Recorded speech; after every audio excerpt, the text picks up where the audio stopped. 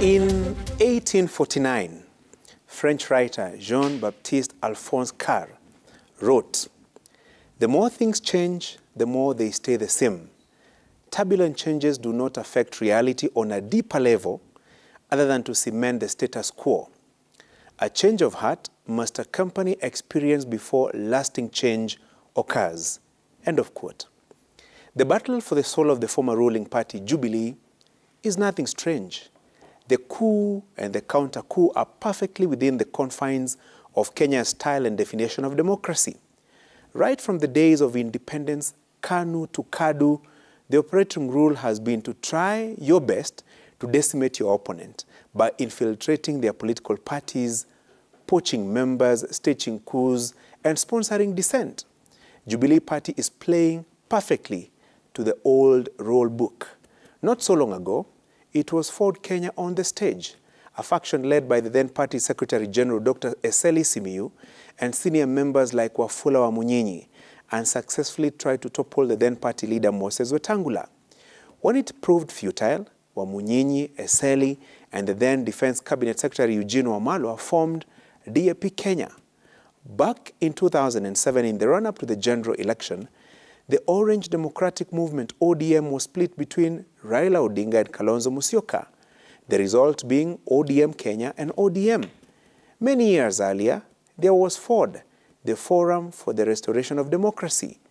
The massive opposition outfit split into two, Ford Kenya and Ford Asili. The net result was a divided opposition handing President Daniel Arap Moi a minority win and a formula he wanted to apply to successfully in the 1997 election. So from Ford to Jubilee, the lesson is likely simple. We have not grown in our journey of democracy. There is a lot of ground to cover if we were to be compared with developed democracies from whom we have copied and pasted our constitution and model of governance. In Britain, for example, political party membership is driven by ideology, and for years it has been a two-party system dominated by the Conservative Party and the Labour Party. In the US, it is either the Democratic Party or the Republican Party in power. Closer home, there are numerous examples of political parties that have stood the test of time. Chama cha Mapinduzi, CCM in Tanzania, and the African National Congress, ANC, in South Africa. In Kenya, since KANU exited the stage after the 2002 general election, no party has ruled beyond one term. You doubt me? In 2002, NAC was the ruling party. In 2007, it was the Party of National Unity, PNU.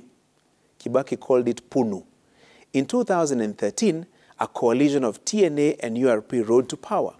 In 2017, the Jubilee Party formed government. In August 9, 2022 polls, the United Democratic Alliance, UDA, and the Kenya Kwanza by extension won. Do not be surprised if another political party or coalition forms government in 2027. Surprisingly, though, is that though party names keep changing every 5 years, the main players are largely the same, more like different forests, same monkeys. Political parties in our country are largely personality-driven as opposed to policy-anchored. They are not anchored on ideals or principles, but special purpose vehicles for elections. When one party wins and forms government, it will spend a substantial amount of time reminding the opposing parties and their candidates that they lost in that election. The losing political parties and their candidates, on the other hand, will also spend a lot of time claiming their victory was stolen. That cycle continues for 5 years, paving the way for alignments and realignments in preparation for the next election. That explains why a person supporting one party or coalition in one election will support another party or coalition a short 5 years later. No ideals, no principles. This, ladies and gentlemen, is not good for our country's growth in democracy. Growth of democracy must be in tandem with growth in political parties. Our political landscape must have an identity. It must pursue and embrace ideals and policies. And don't say, mimi sina shughuli na siasa, hayo ni mambo ya wanasiasa.